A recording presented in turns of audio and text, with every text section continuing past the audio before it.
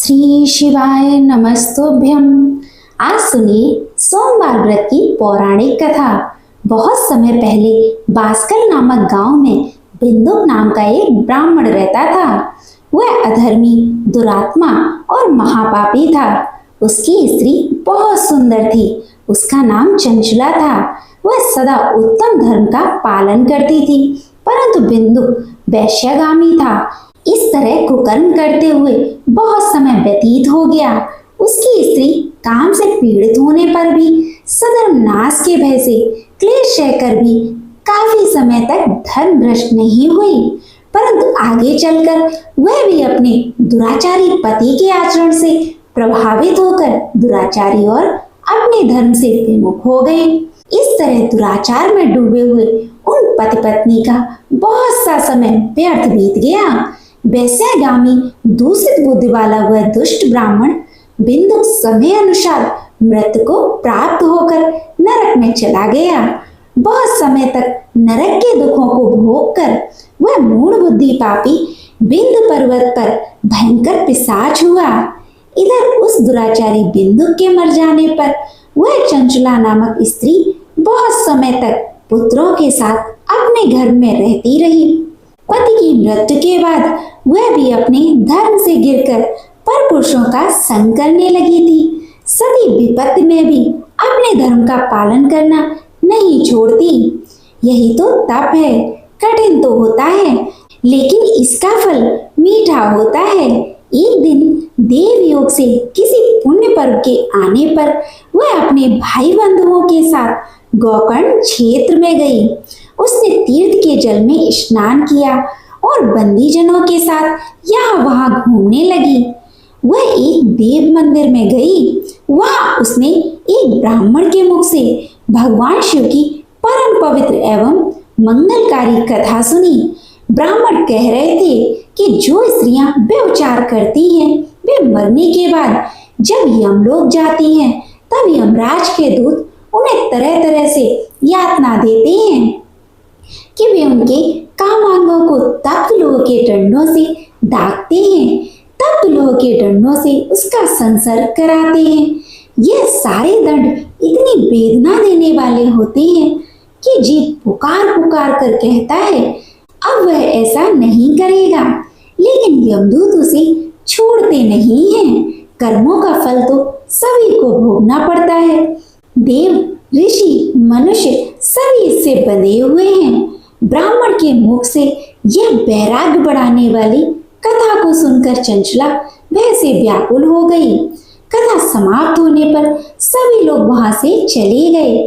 तब कथा बांटने वाले ब्राह्मण देवता से चंचला ने कहा, ये ब्राह्मण धर्म को न जानने के कारण मेरे द्वारा बहुत बड़ा दुराचार हुआ है।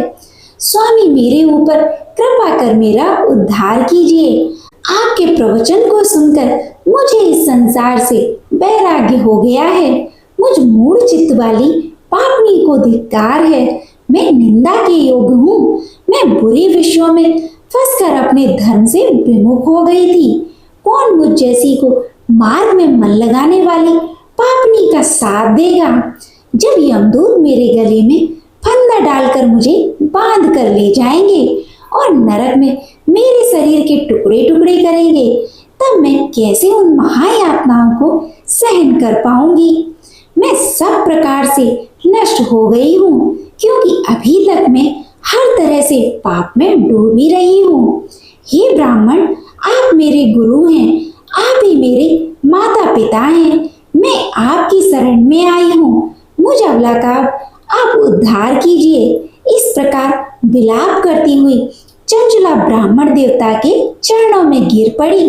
तब ब्राह्मण ने उसे कृपा पूर्वक उठाया और इस प्रकार कहा, नारी, तुम सौभाग्यशाली हो जो भगवान शंकर की कृपा से तुमने वैराग्यपूर्ण यह कथा सुनी है और कथा को सुनकर समय से अपनी गलती का एहसास कर लिया है। तुम डरो मत और भगवान शिव की शरण में जाओ। उनकी परम कृपा से तुम्हारे सभी पाप नष्ट हो जाएंगे। मैं तुम्हें भगवान शिव की कथा सहित वह मार्ग बताऊंगा जिसके द्वारा तुम्हें सुख देने वाली उत्तम गति प्राप्त होगी। शिव कथा सुनने से तुम्हारी बुद्धि शुद्ध हो गई है और तुम्हें पश्चाताप हुआ है तथा मन में वैराग्य उत्पन्न हुआ है। पश्चाताप ही पाप करने वाले पापियों के लिए सबसे बड़ा प्रायश्चित है। जो मनुष्य अपने कुकर्म के लिए प्रायश्चित नहीं करता वह उत्तम गति प्राप्त नहीं करता, परंतु जिसे अपने कुकृत्य पर हार्दिक पश्चाताप होता है वह अवश्य उत्तम गति का भागीदार होता है। इसमें कोई शक नहीं है। शुद्ध चित्त में ही भगवान शिव और माता पार्वती का वास होता है। वह शुद्ध आत्मा पुरुष सदा शिव के पद को प्राप्त होता है। इस कथा का श्रवण सभी मनुष्यों के लिए कल्याणकारी है, अतः इसकी आराधना और सेवा करनी चाहिए। हे ब्राह्मण पत्नी, तुम अन्य विषयों से अपने मन को हटाकर भगवान शंकर की इस परम पावन कथा को सुनो। इससे तुम्हारे चित्त की शुद्धि होगी और तुम्हें मोक्ष की प्राप्ति होगी। जो मनुष्य निर्मल हृदय से भगवान शिव के चरणों का चिंतन करता है उसकी एक ही जन्म में मुक्ति हो जाती है। यह कहकर वे ब्राह्मण चुप हो गए। उनका हृदय करुणा से भर गया। वे ध्यान में मग्न हो गए। ब्राह्मण का यह उपदेश सुनकर चंचला के नेत्रों में आनंद के आंसू छलक आए। वह हर्ष भरे हृदय से ब्राह्मण देवता के चरणों में गिर गई और हाथ जोड़कर बोली कि मैं कृतार्थ हो गई। हे ब्राह्मण, शिव भक्तों में श्रेष्ठ स्वामिन, आप धन्य हैं। आप परमार्थदर्शी हैं और सदा परोपकार में लगे रहते हैं। साधु, मैं नरक के समुद्र में गिर रही हूँ, कृपा करके मेरा उद्धार कीजिए। जिस पौराणिक और अमृत के समान कथा की बात आपने की है उसे सुनकर ही मेरे मन में वैराग्य उत्पन्न हुआ है। उस अमृतमयी कथा को सुनने के लिए मेरे मन में बड़ी ही श्रद्धा हो रही है। कृपया आप मुझे उसे सुनाइए। कथा सुनने की इच्छा मन में लिए हुए चंचला उन ब्राह्मण देवता की सेवा में वहीं रहने लगी। उस गोकर्ण नामक महाक्षेत्र में उन ब्राह्मण देवता के मुख से चंचला भगवान शिव की भक्त, ज्ञान और वैराग्य बढ़ाने वाले और मुक्त देने वाली परम उत्तम कथा सुनकर कृतार्थ हुई। उसका चित्त शुद्ध हो गया। वह अपने हृदय में शिव के सगुण रूप का चिंतन करने लगी। वह सदैव शिव सच्चिदानंदमय स्वरूप का स्मरण करती थी। इसके बाद अपना समय पूर्ण होने पर चंचला ने बिना किसी कष्ट के अपना शरीर त्याग दिया। उसे लेने के लिए एक दिव्य विमान वहां पहुंचा। यह विमान शोभा साधनों से सजा था और शिवगणों से सुशोभित था। चंचला विमान से शिवपुरी पहुंची। उसके सारे पाप धुल गए। वह दिव्य रूप धारणी दिव्यांगना हो गई थी। वह गौरांगी देवी मस्तक पर अर्धचंद्र का मुकुट और अन्य दिव्य आभूषण पहने शिवपुरी में पहुंची। वहां उसने सनातन देवता त्रिनेत्रधारी महादेव शिव को देखा। सभी देवता उनकी सेवा में भक्ति भाव से उपस्थित थे। उनकी अंग कांत करोड़ों सूर्यों के समान प्रकाशित हो रही थी। 5 मुख और हर मुख में 3-3 नेत्र थे। मस्तक पर अर्धचंद्र आकार मुकुट शोभायमान हो रहा था। कंठ में नील चिन्ह। उनके साथ में देवी गौरी विराजमान थी जो विद्युत पुंज के समान प्रकाशित हो रही थी। महादेव जी की कांत कपूर के समान गौर थी। उनके शरीर पर श्वेत वस्त्र थे तथा शरीर श्वेत वस्त्र से युक्त था। इस प्रकार भगवान शिव के परम उज्जवल रूप के दर्शन कर चंचला बहुत प्रसन्न हुई। उसने भगवान को बारंबार प्रणाम किया और हाथ जोड़कर प्रेमानंद और संतोष से युक्त होकर विनीत भाव से खड़ी हो गई। उसके नेत्रों से आनंद की आंसुओं की धारा बहने लगी। भगवान शंकर और भगवती गौरी उमा ने करुणा के साथ सौम्य दृष्टि से देखकर चंचला को अपने पास बुलाया। गौरी उमा ने उसे प्रेम पूर्वक अपनी सखी बना लिया। चंचला सुख पूर्वक भगवान शिव के धाम में उमा देवी की सखी के रूप में निवास करने लगी। एक दिन चंचला आनंद में मग्न उमा देवी के पास गई और दोनों हाथ जोड़कर उनकी इस स्तुति को करने लगी। हे गिरिराज नंदिनी, स्कंद माता उमा, आप सभी मनुष्यों एवं देवताओं द्वारा पूजित तथा समस्त सुखों को देने वाली हैं। आप शंभु प्रिया हैं। आप ही सगुणा और निर्गुणा हैं। हे सच्चिदानंद स्वरूपा, आप ही प्रकृति की पोषक हैं। हे माता, आप ही संसार की सृष्टि पालन और संहार करने वाली हैं। इस प्रकार सद्गत प्राप्त चंचला देवी की स्तुति कर शांत हो गई। उसकी आंखों में प्रेम के आंसू उमड़ आए। तब शंकर प्रिया भक्त वत्सला उमा देवी ने बड़े प्रेम से चंचला को चुप कराते हुए कहा कि सखी चंचला, मैं तुम्हारी इस स्तुति से प्रसन्न हूँ। बोलो, क्या वर मांगती हो? तब चंचला बोली, गिरिराज कुमारी, मेरे पति बिंदु इस समय कहाँ हैं? उनकी स्थिति कैसी है? मुझे बताइए और कुछ उपाय कीजिए ताकि हम फिर से मिल सकें। हे महादेवी, मेरे पति एक शूद्र जात वैश्या के प्रति आसक्त थे और पाप में ही डूबे रहते थे। गिरजा बोली, बेटी, तुम्हारा पति बिंदु पापी था। उसका अंत बड़ा भयानक हुआ। वैश्या का उपभोग करने के कारण वह मूर्ख नरक में अनेक वर्षों तक अनेक प्रकार के दुख भोगकर अवशेष पाप को भोगने के लिए बिंद पर्वत पर पिशाच की योनि में रह रहा है और वह दुष्ट वही वायु पीकर रहता है और सब प्रकार के कष्ट सहता है। गौरी देवी की यह बात सुनकर चंचला अत्यंत दुखी हो गई। फिर मन को किसी तरह स्थिर करती हुई दुखी हृदय से माँ गौरी से उसने एक बार फिर से पूछा, हे महादेवी, मुझ पर कृपा कीजिए और मेरे पापी पति का अब उद्धार कीजिए। कृपा करके मुझे वह उपाय बताइए जिससे मेरे पति को उत्तम गति प्राप्त हो सके। गौरी देवी ने कहा, यह तुम्हारा पति भगवान शिव की पुण्य में उत्तम कथा सुने तो वह इस दुर्गत को पार करके उत्तम गति का भागी हो सकता है। अमृत के समान मधुर गौरी देवी के यह वचन सुनकर चंचला ने दोनों हाथ जोड़कर मस्तक झुकाकर उन्हें बार बार प्रणाम किया और प्रार्थना की कि मेरे पति को भगवान शिव की कथा सुनने की व्यवस्था कीजिए। ब्राह्मण पत्नी चंचला के बार बार प्रार्थना करने पर शिव प्रिया गौरी देवी ने भगवान शिव की महिमा का गान करने वाले गंधर्वराज तुम को बुलाकर कहा, तुम्हारी भगवान शिव में प्रीत है। तुम मेरे मन की सभी बातें जानकर मेरे कार्यों को सिद्ध करते हो तो मेरी इस सखी के साथ बिंद पर्वत पर जाओ। वहाँ एक महाघोर और भयंकर पिशाच रहता है। पूर्व जन्म में वह पिशाच बिंदु नाम का ब्राह्मण मेरी इस सखी चंचला का पति था।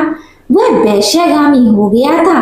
वह स्नान संध्या आदि नित्य कर्म छोड़कर अपवित्र रहने लगा। क्रोध के कारण उसकी बुद्धि भ्रष्ट हो गई थी। दुर्जनों से उसकी मित्रता तथा सज्जनों से द्वेष बढ़ गया था।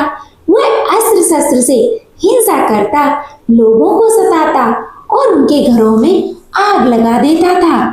चांडालों से दोस्ती करता और वह रोज वैश्या के पास जाता था। पत्नी को त्याग कर दुष्ट लोगों से दोस्ती कर उन्हीं के संपर्क में रहता था। वह मृत्यु तक दुराचार में फंसा रहा।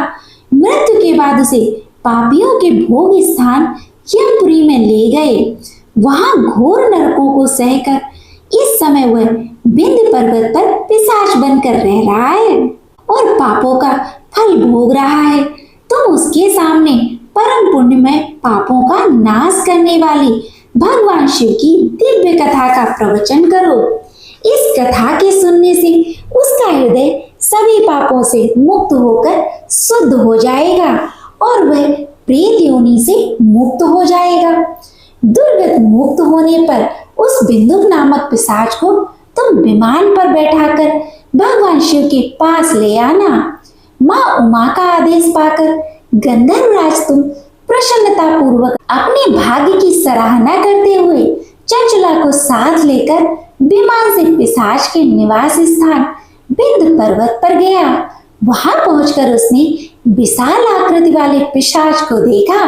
उसका शरीर विशाल था, उसकी ठोड़ी बड़ी थी। वह कभी हंसता, कभी रोता, कभी उछलता था।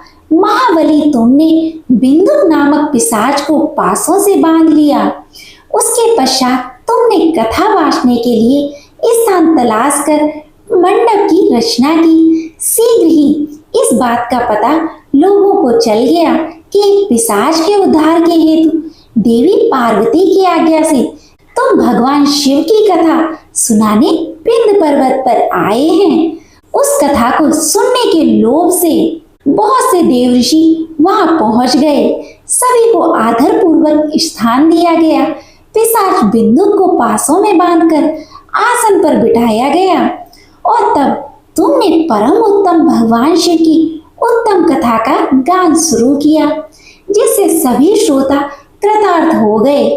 परम पुण्यमय कथा को सुनकर पिशाच सभी पापों से मुक्त हो गया और उसने पिशाच शरीर का त्याग कर दिया। शीघ्र ही उसका रूप दिव्य हो गया। उसका शरीर गौर वर्ण का हो गया। शरीर पर श्वेत वस्त्र एवं पुरुषों के आभूषण आ गए। इस प्रकार दिव्य देहधारी होकर बिंदुक अपनी पत्नी चंचला के साथ स्वयं भी भगवान शिव का गुणगान करने लगा। उसे दिव्य रूप में देखकर सभी को बहुत आश्चर्य हुआ।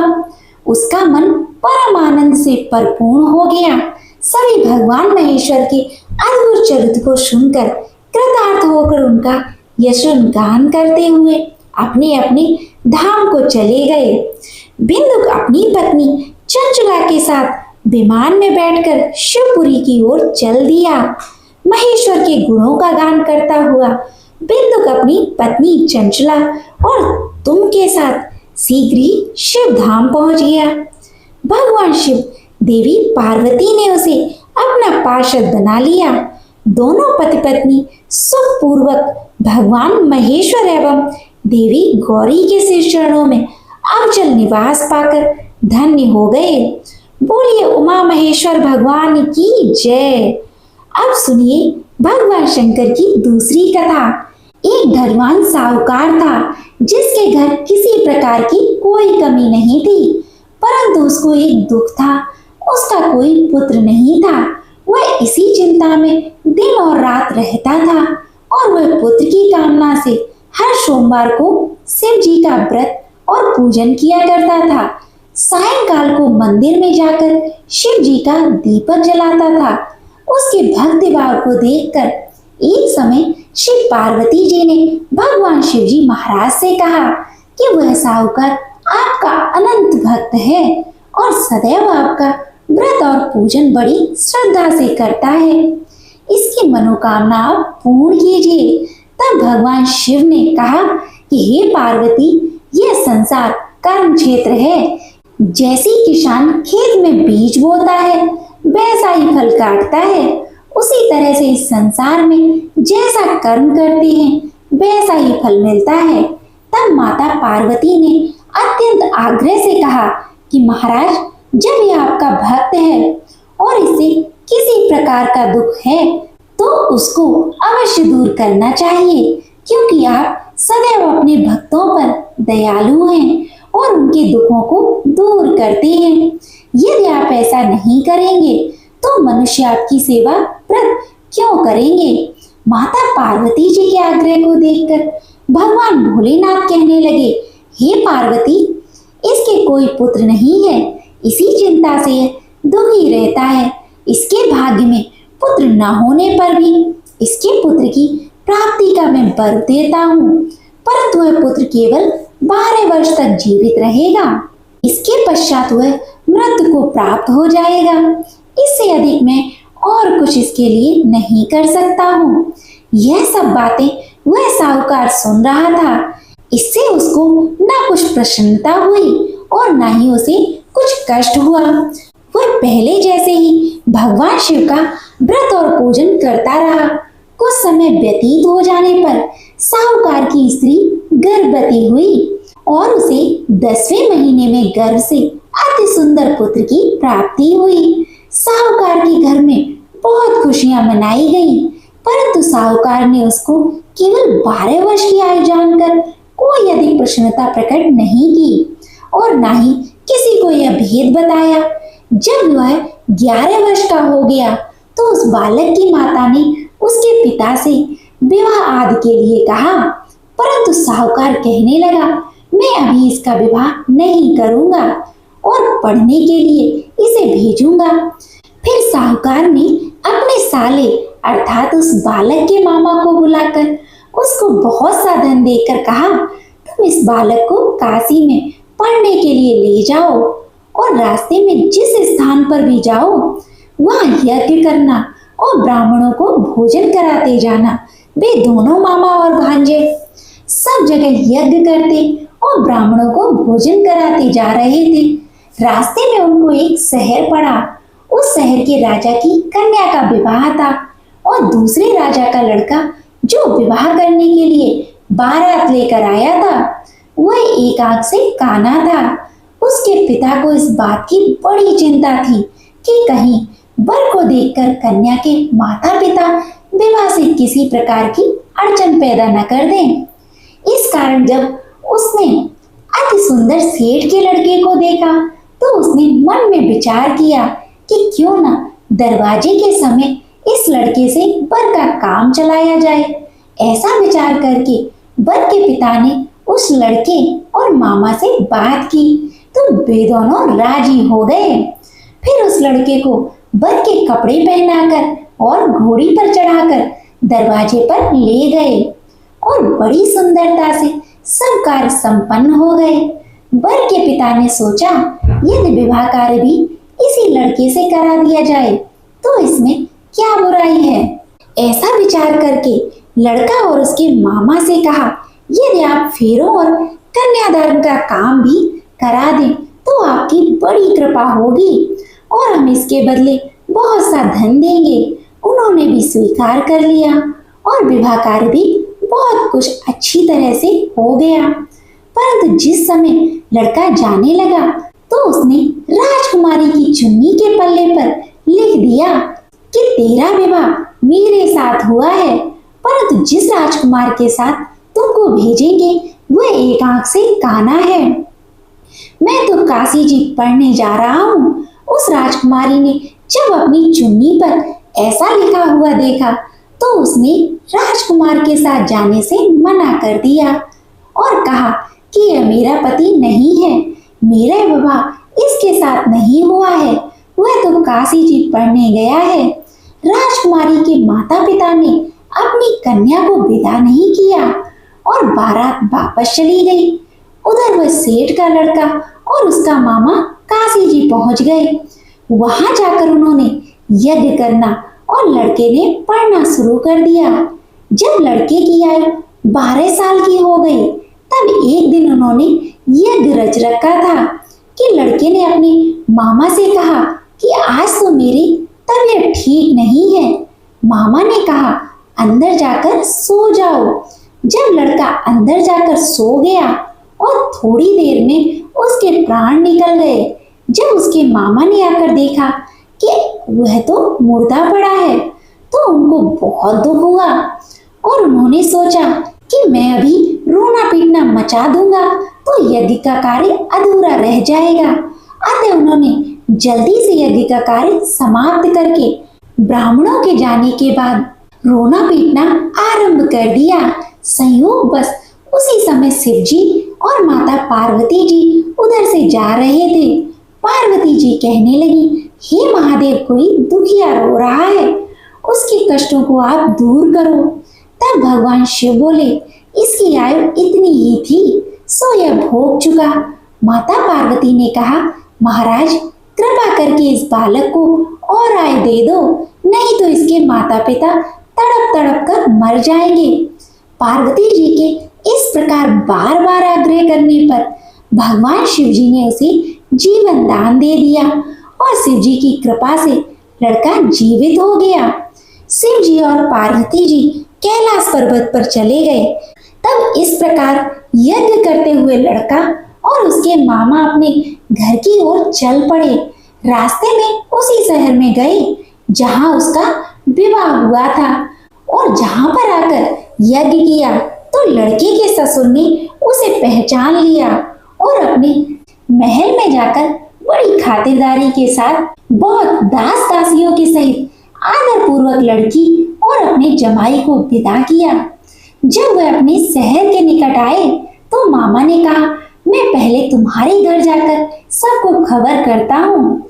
उस समय लड़के के माता पिता अपने घर की छत पर बैठे हुए थे और उन्होंने यह प्रण कर रखा था, यदि हमारा पुत्र सकुशल घर आ जाएगा तो राजी खुशी नीचे उतर कर आ जाएंगे, नहीं तो छत से गिरकर अपने प्राण खो देंगे। इतने में उस लड़के के मामा ने जाकर यह समाचार दिया कि आपका पुत्र आ गया है, परंतु इनको विश्वास नहीं हुआ। तब उसके मामा ने शपथ पूर्वक कहा, आपका पुत्र अपनी स्त्री के साथ बहुत सारा धन लेकर आया है।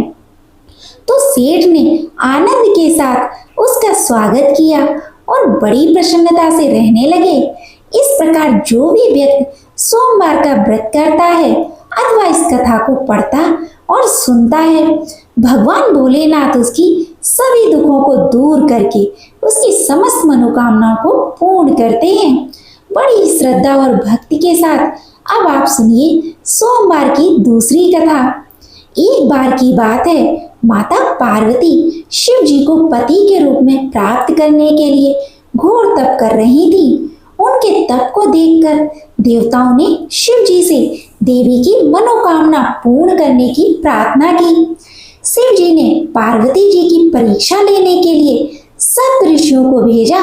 सप्त ऋषियों ने शिव जी के सैकड़ों अवगुण गिनाए, पर पार्वती जी को महादेव जी के अलावा किसी और से विवाह मंजूर नहीं था। तब शंकर जी ने स्वयं पार्वती जी की परीक्षा लेने की ठानी। तब भगवान शंकर स्वयं प्रकट हुए और पार्वती जी को वरदान देकर अंतर ध्यान हुए। इतने में पार्वती माता जहाँ तप कर रही थी वहीं पास में तालाब में मगरमच्छ ने एक लड़के को पकड़ लिया। लड़का जान बचाने के लिए चिल्लाने लगा। तब पार्वती जी से उस बच्चे की चीख सुनी नहीं गई। द्रवित हृदय होकर वे तालाब पर पहुंची। वहां देखा कि मगरमच्छ लड़के को तालाब के अंदर खींच कर ले जा रहे हैं। लड़के ने देवी को देखकर कहा कि मेरी माता पिता और भाई बंधु कोई नहीं है, आप मेरी रक्षा करें। तो पार्वती जी ने कहा कि मगरमच्छ इस लड़के को छोड़ दो। मगरमच्छ बोला, दिन के छठे पहर में जो मिलता है उसे मैं अपना आहार समझकर स्वीकार कर लेता हूँ, यह मेरा नियम है। ब्रह्मदेव ने दिन के छठे पहर में इस लड़के को भेजा है तो मैं इसे क्यों छोड़ूं? पार्वती जी ने विनती की कि तुम इसे छोड़ दो, बदले में तुम्हें जो चाहिए वह मुझसे कहो। तो मगरमच्छ बोला, एक ही शर्त में इसे छोड़ूंगा। आपने तप करके महादेव जी से जो वरदान लिया है, यदि उस तप का फल मुझे दे दो तो मैं इसे छोड़ दूंगा। पार्वती जी तुरंत तैयार हो गई। उन्होंने कहा, मैं अपने तप का फल तुम्हें देने को तैयार हूँ, लेकिन तुम इस बालक को छोड़ दो। मगरमच्छ ने समझाया, सोच लो देवी, जोश में आकर संकल्प मत करो। हजारों वर्षों तक जैसा तप किया है वैसा देवताओं के लिए भी संभव नहीं है। उसका सारा फल इस बालक के प्राणों के बदले चला जाएगा। पार्वती जी ने कहा, मेरा निश्चय पक्का है, मैं तुम्हें अपने तप का फल देती हूँ, तुम इसको जीवन दे दो। मगरमच्छ ने पार्वती जी से तप दान करने का संकल्प करवाया। तप का दान होते ही मगरमच्छ का देह तेजी से चमकने लगा और वह बोला, हे पार्वती, यह देखो, तप के प्रभाव से मैं तेजस्वी बन गया हूँ। तुमने जीवन भर की पूंजी एक बच्चे के लिए व्यर्थ कर दी, चाहे तो अपनी भूल सुधारने का एक मौका और दे सकता हूँ। तब पार्वती जी ने कहा, हे ग्राह, तब तो मैं पुनः कर सकती हूँ, किंतु यदि तुम इस लड़के को निगल जाते तो इसका जीवन वापस नहीं मिल सकता था। देखते ही देखते वह लड़का अदृश्य हो गया और मगरमच्छ भी लुप्त हो गया। पार्वती जी ने विचार किया, मैंने तप तो दान कर दिया है, अब उन्हें तप आरंभ करूंगी। पार्वती जी ने फिर से तप करने का संकल्प किया। भगवान सदाशिव फिर से प्रकट होकर बोले, हे पार्वती, भला आप क्यों तप कर रही हो? तब पार्वती जी ने कहा, प्रभु, मैंने अपने तप का फल दान कर दिया है। आपको पति रूप में पाने के संकल्प के लिए मैं फिर से वैसा ही घोर तप करके आपको प्रसन्न करूंगी। तो महादेव जी बोले, मगरमच्छ और लड़के के दोनों रूपों में मैं ही था। तुम्हारा चित्त प्राणी मात्र में अपने सुख दुख का अनुभव करता है या नहीं, इसी की परीक्षा लेने के लिए मैंने यह लीला रची थी।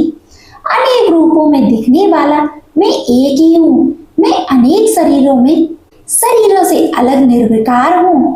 तुमने अपना तप मुझे ही दिया है, इसलिए अब और तप करने की कोई आवश्यकता नहीं है। देवी ने महादेव जी को प्रणाम कर प्रसन्न मन से विदा किया। प्रेम से बोले, भगवान शंकर और माता पार्वती की जय। अब आप सुनिए तीसरी कथा। एक बार नारद जी ने भोलेनाथ जी की स्तुति करके पूछा कि प्रभु, आपको प्रसन्न करने के लिए सबसे उत्तम और सुलभ साधन क्या है? हे त्रिलोकीनाथ, आप तो निर्विकार और निष्काम हैं, आप सहज ही प्रसन्न हो जाते हैं। फिर भी मेरे जानने की इच्छा है कि आपको क्या प्रिय है। तब शिव जी बोले, नारद जी, वैसे तो मुझे भक्ति के भाव सबसे प्रिय हैं, फिर भी आपने पूछा है तो मैं बताता हूँ। मुझे जल के साथ साथ बिलपत्र बहुत प्रिय हैं। जो अखंड बिलपत्र मुझे श्रद्धा सहित अर्पित करते हैं, मैं उन्हें अपने लोक में स्थान देता हूँ। नारद जी भगवान शंकर और माता पार्वती की वंदना करके अपने लोक को चले गए। उनके जाने के पश्चात पार्वती जी ने शिव जी से पूछा कि हे प्रभु, मेरे यह जानने की बड़ी तीव्र इच्छा हो रही है कि आपको बेलपत्र इतने प्रिय क्यों हैं? कृपा करके मेरी जिज्ञासा को शांत कीजिए। तब शिव जी बोले, हे शिवे, बेल के पत्ते मेरी जटा के समान हैं। उसका त्रिपत्र यानी 3 पत्ते ऋग्वेद, यजुर्वेद और सामवेद हैं। शाखाएं समस्त शास्त्र का स्वरूप है। बेलपत्र को आप पृथ्वी का कल्प वृक्ष समझें, जो ब्रह्मा, विष्णु और शिव स्वरूप है। ये पार्वती, स्वयं महालक्ष्मी जी ने शैल पर्वत पर बेल वृक्ष रूप में जन्म लिया था। इस कारण भी बेल का वृक्ष मेरे लिए अति प्रिय है। महालक्ष्मी ने बेल का रूप धरा। यह सुनकर पार्वती जी कौतूहल में पड़ गई और पार्वती जी कौतूहल से उपजी जिज्ञासा को रोक न पाई। उन्होंने पूछा, देवी लक्ष्मी ने आखिर बेल का वृक्ष क्यों लिया? आप यह कथा विस्तार से कहें। तब भोलेनाथ ने देवी पार्वती जी को कथा सुनाना आरंभ किया। हे देवी, सतयुग में ज्योति रूप में मेरे अंश का रामेश्वर लिंग था।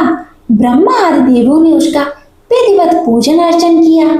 इसका परिणाम यह हुआ कि मेरे अनुग्रह से वाणी देवी सबकी प्रिय हो गई। वे भगवान विष्णु को सतत प्रिय हो गई।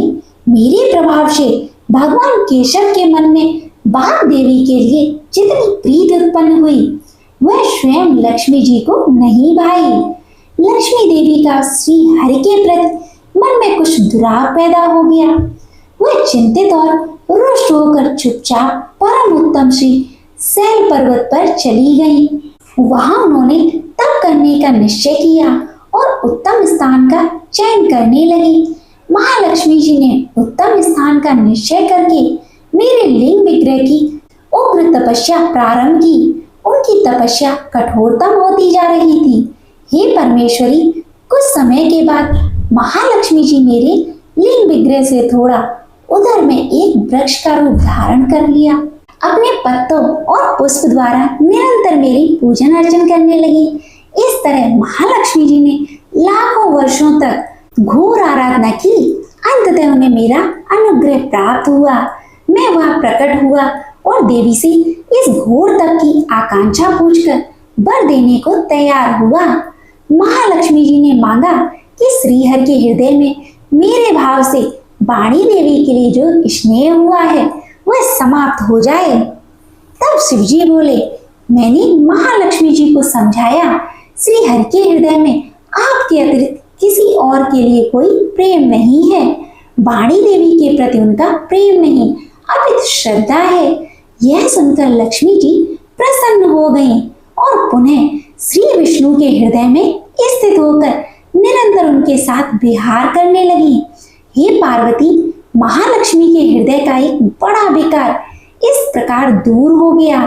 इस कारण हर प्रिया उसी वृक्ष रूप में सर्वदा अतिशय भक्ति से भरकर यत्न पूर्वक मेरी पूजा करने लगी।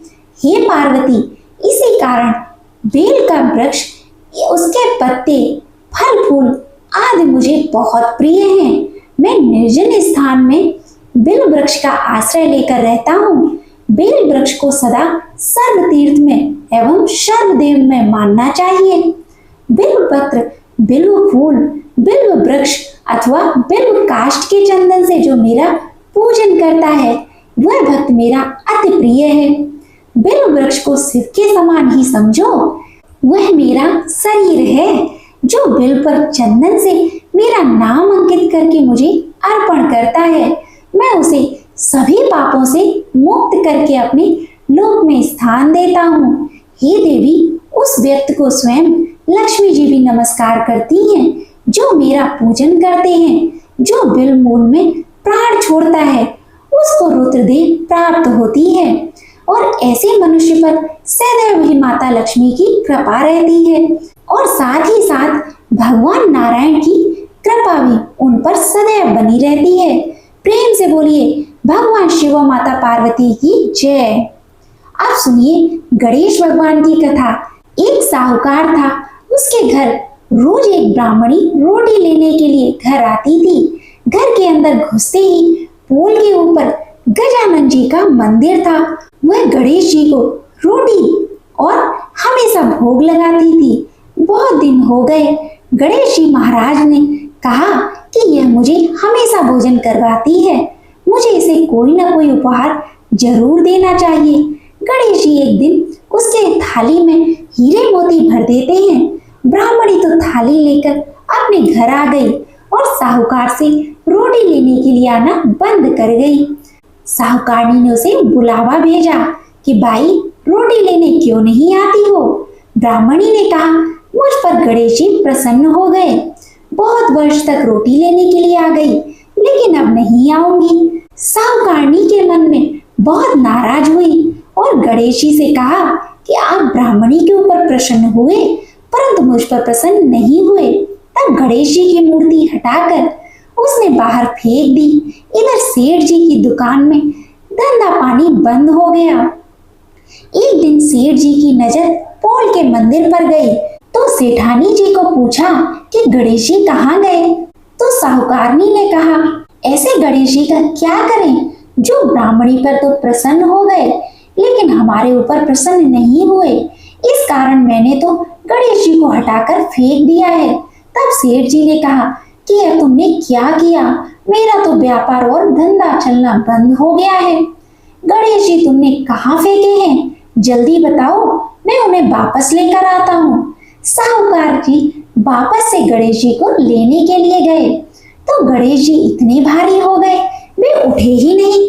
साहूकार ने कहा, मेरे से गलती हो गई है, आप मेरे घर पधारिए। गणेश जी तो और भी भारी हो गए और कहा, मैं तो नहीं जाऊंगा, पहले साहूकारनी को बुलाकर यहाँ लाओ और वह मुझसे माफी मांगेंगी तो ही मैं चलूंगा। और गणेश जी ने कहा, मुझे हमेशा सवा शेर का चूरमा करके भोजन कराओगे तो ही मैं चलूंगा। साहूकार साहूकारनी को लेकर आए और उससे माफी भी मंगवाई और सवा शेर का चूरमा चढ़ाने की हामी भरी। तब साहूकार और साहूकारनी ने गणेश जी को वापस घर लाकर उन्हें पोल में बिठाया। ऐसा करने पर साहूकार का व्यापार फिर से चलने लगा। हे गणेश जी महाराज, जैसे साहूकार और साहूकारनी पर आप प्रसन्न हुए वैसे सभी पर प्रसन्न होना। बोलिए गणेश जी महाराज की जय। अब आप सुनिए भगवान भोलेनाथ की आरती।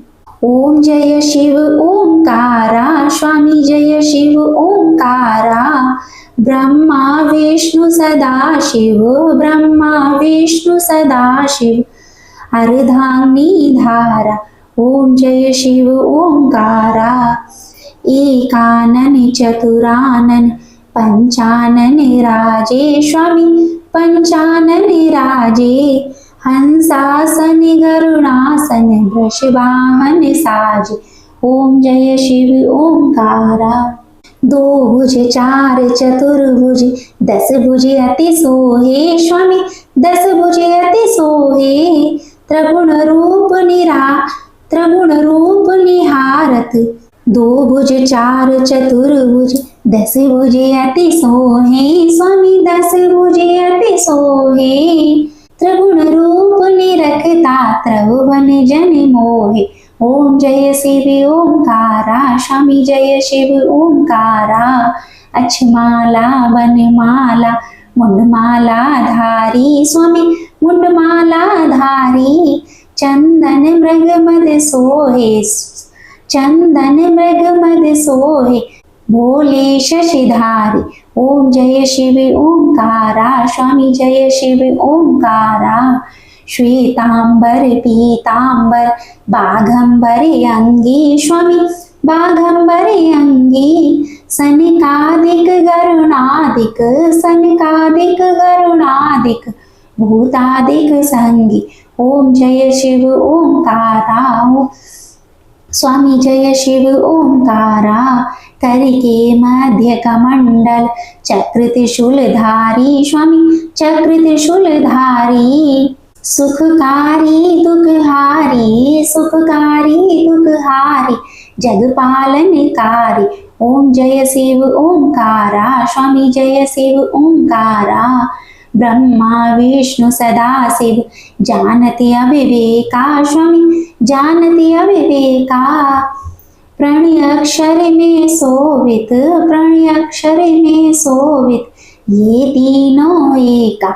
ओम जय शिव ओंकारा, स्वामी जय शिव ओंकारा, त्रिगुण स्वामी जी की आरती जो कोई नर गावे, स्वामी प्रेम सहित गावे, स्वामी प्रेम सहित गावे, कहत शिवानंद स्वामी, कहत हरि हर स्वामी, वांछित फल पावे। ओम जय शिव ओंकारा, स्वामी जय शिव ओंकारा। बोलो भगवान शंकर की जय। आपको यह कथा पसंद आई हो तो इस वीडियो को लाइक करके चैनल जरूर सब्सक्राइब कीजिएगा और कमेंट में भगवान भोलेनाथ की जय भी